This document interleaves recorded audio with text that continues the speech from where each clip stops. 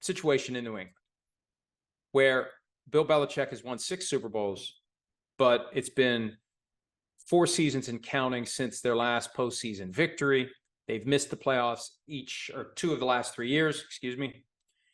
And, it's all a matter of perspective because, as Nordo said, if the Vikings win a Super Bowl, whoever the coach is, the fans are going to want to give him a lifetime contract. But that's from the perspective of the fan base that is yet to win a Super Bowl. Once you win a Super Bowl, everything changes. Eagles fans, I submit, have gotten more spirited, more zealous, and more demanding since winning a Super Bowl. They're addicted to that feeling and they want it again. 1 isn't enough. 1 is just the beginning. You get 1, you want 2. You get 2, you want 3. You get 3, you want 4. It's the Tom Brady thing. What's your favorite ring? The next one. So it's easy to say if you don't have a Super Bowl win that all we need is 1 and then who cares? You still have a business to run. You still have a stadium to fill. You can't just go 0-17 indefinitely. I mean, look at what's going on in Denver. They haven't been back to the playoffs since winning Super Bowl 50. And there's a lot of angst and turmoil and effort there to turn it around. You set a standard you want to live up to.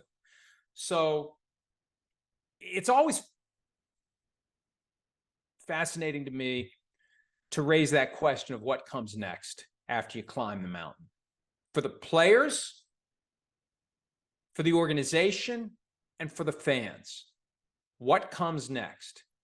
Is it a big sigh of relief and then you're content to be 4-13 the next year? Can the players figure out how to go back to the bottom of the hill and climb the same mountain again? Terry Bradshaw used to go through depression because it's kind of like, what am I doing here? I did it. What do I do now? I do it again. Well, how many times am I going to do it? There wasn't that same obsession with legacy. I think the Super Bowl was still new enough that it was a sufficiently big deal to have 1, 2, 3. That became, I think once we saw the Bradshaw and Montana standard set, that gave Tom Brady something to chase.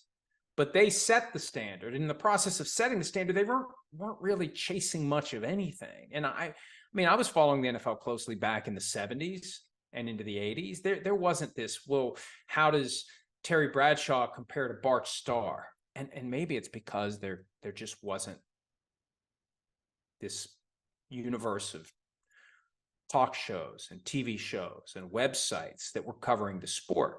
It just wasn't there. The opportunity to have these conversations, we've got to fill these hours. Hey, what are we going to talk about today, Bob? I don't know. Let's talk about whether or not Terry Bradshaw is better than Bart Starr. How many Super Bowls he has to win to be considered better than Bart Starr, or better than Bob Greasy, or better than whoever had more than 1. There was no reason for it. There was no occasion to do it.